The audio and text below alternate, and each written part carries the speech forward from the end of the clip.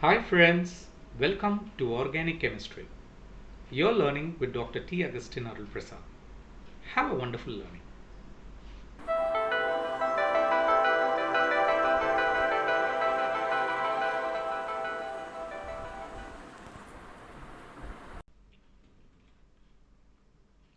There are some empirical rules which determine the net spin of a nucleus given as below.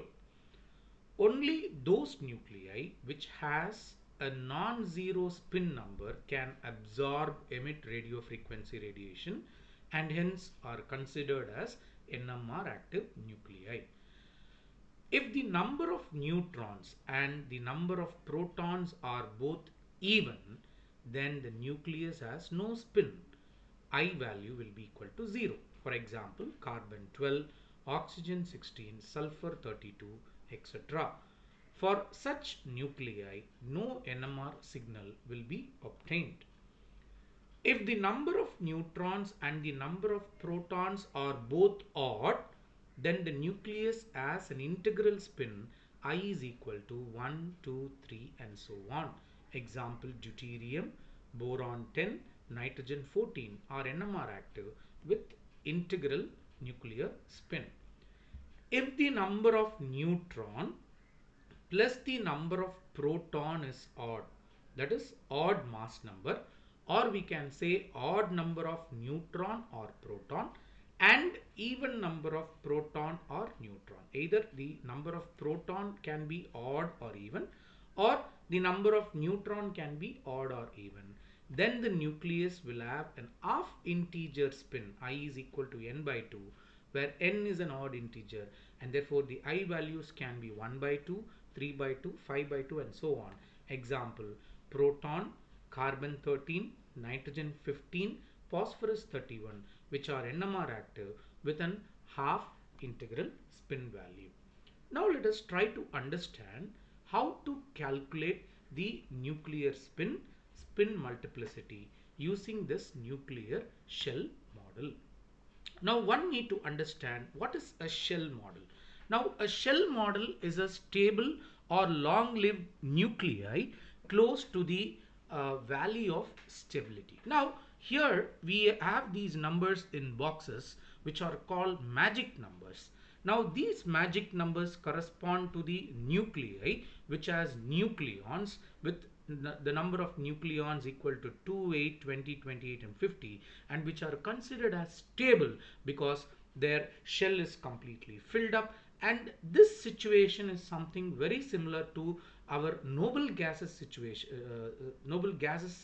because when we say noble gases, they have a completely filled outermost electronic level and therefore they are considered as stable. In a similar way, if the nuclear shell has these numbers, these nuclei are considered to be highly stable and they are called as magic numbers. So these numbers 2, 8, 20, 28, 50, 82 and 126 are analogous to noble gases, like which has protons and neutron shells are completely filled. Now one need to understand here that the nuclear spin value, the nuclear spin I, or sometimes it is referred as J, is given by I is equal to L plus or minus half. So I is equal to L plus or minus half, where L corresponds to the angular quantum number. So L corresponds to angular quantum number, and one need to understand if L is equal to 0, okay, L is equal to 0, it is S. L is equal to 1, it is P. L is equal to 2, it is D, and so on. Okay, and the multiplicity of spin states. Okay, so the multiplicity of spin states, so all these values are considered as the multiplicity of the spin states, and the spin multiplicity is given by the formula 2I plus 1, 2I plus 1. So one need to remember these two formulas. in order to calculate the nuclear spin and also the spin multiplicity of the states. Okay. Now let us move on.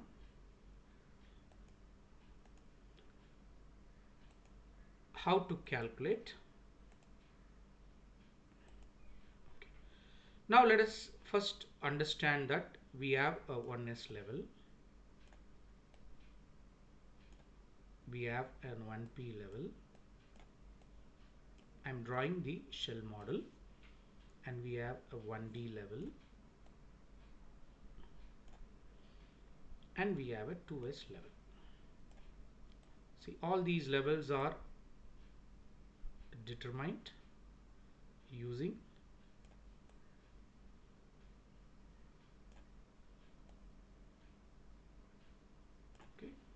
all these levels are determined using quantum mechanical calculations.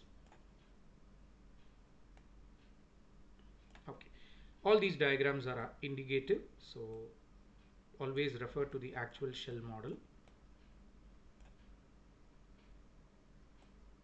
For each level there is a multiplicity and also the spin quantum number. We are going to determine how to calculate. We are going to see how to calculate this.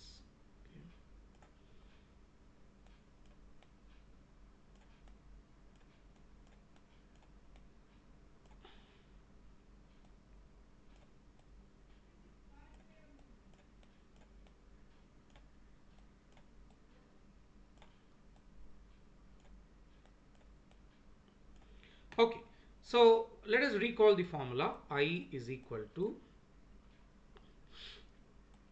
the spin quantum number. I is equal to L plus or minus half.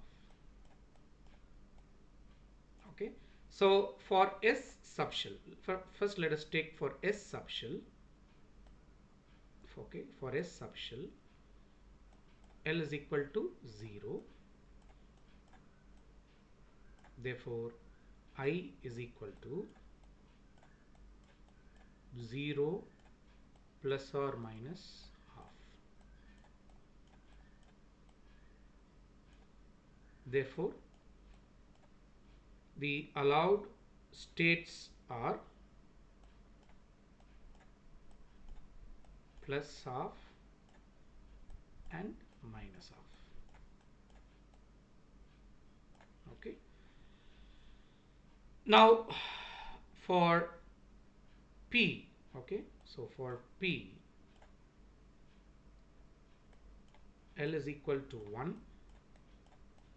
Therefore, I will be equal to 1 plus or minus half. Therefore, the I value is equal to 3 by 2 and 1 by 2. So 3 by 2 and 1 by 2 are the spin values for P. Similarly, one can calculate for D. For D, L is equal to 2. Therefore, the spin values are I is equal to 2 plus or minus half. Okay, so 5 by 2 and 3 by 2. Now we have just calculated the spin states, that is the spin quantum number I. Now we need to calculate the multiplicity of each state. So in order to calculate the multiplicity of each state, we need to use the formula 2i plus 1. Now this value, which we call it as multiplicity, gives us the details of the maximum occupation of proton or neutron in a subshell.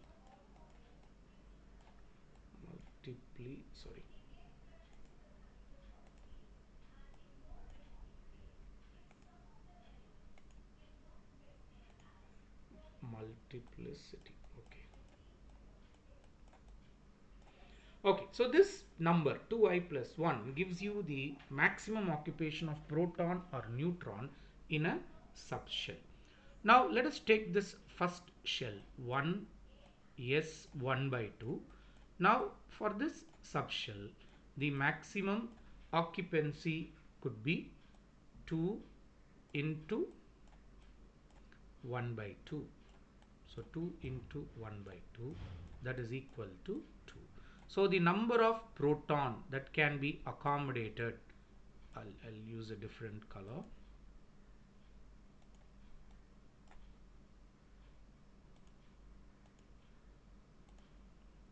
So the number of protons that could be accommodated here is 2.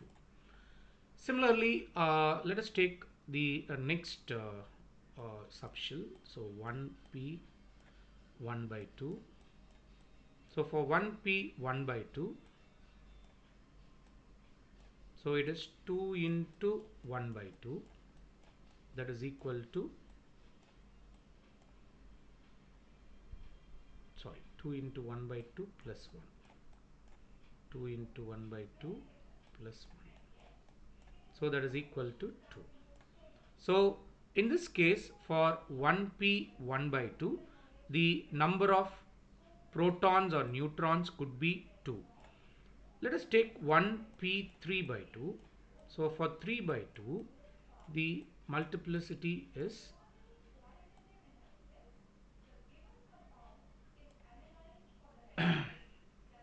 2 into 3 by 2 plus 1. So this gives you the value 4. So the number of proton or neutron that could be accommodated here is 4. Okay. So like this one can calculate the multiplicity of each shell level. So now we have understood how to calculate the spin quantum number and also the spin multiplicity. To calculate the spin quantum number, one has to use the formula L plus or minus 1 by 2, and to calculate the spin multiplicity, one has to use the formula 2i plus 1.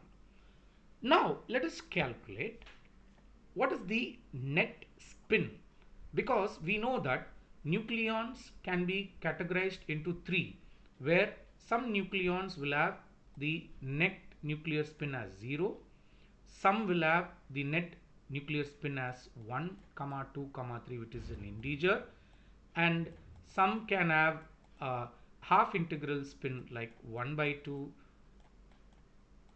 3 by 2 and 5 by 2, etc. Okay. So in order to do that, let us come back here. First let me take a proton. Now let me take a proton. So in my hydrogen, I will have only one proton and no neutron. Therefore, I will accommodate my proton here. Therefore, my net nuclear spin, this 1 into 1 by 2 is equal to half. This is how my hydrogen gets a net nuclear spin of half. Okay. Now let me take deuterium. Okay. For deuterium, I will be having one proton and one neutron. So for deuterium,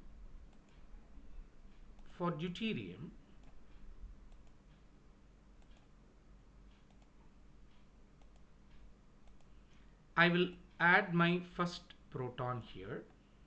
I will add my neutron here. Now I need to add up the nuclear spins, because we know the total nuclear spin is the sum of the individual spin. Okay, and therefore I need to add up these two nuclear spin. So what I am going to do here is I'm going to add up these two nuclear spins. So 1 by 2 plus 1 by 2. So when I add up these two nuclear spins, the net value is equal to 1. So that is how my deuterium gets the net nuclear spin of 1. Okay. Now let me take another example. Let me take another example. Let me go here.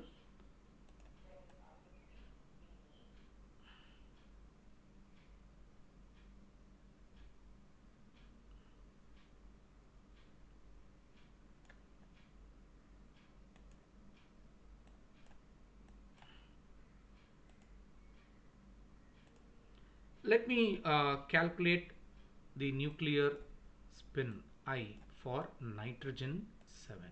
Okay, we all know that in nitrogen the number of proton is equal to 7 and the number of neutron is equal to 7. Let us try to add up. Let us try to accommodate the number of proton and number of neutron. First, let me put the protons 1, 2. Now here I can have 4 protons. 1, 2, 3, 4. So totally I have accommodated 6 protons. So I will have one more proton here. Similarly, I have 7 neutrons. So I will have 1 and 2 here. Then I will have 1, 2, 3, 4, and I will put one more here. So for nitrogen, you can see the I value should be equal to, this is, you have one proton with a spin value half. So I will put it as half, plus I will have one neutron with the spin value half. So when you sum up these two, it becomes 1. So nitrogen 7 has a integral nuclear spin 1. Okay. Similarly, if we do it for carbon, okay, so carbon is 13. So in carbon 13, first let us calculate carbon 12 and understand why it is NMR inactive. So for carbon 12,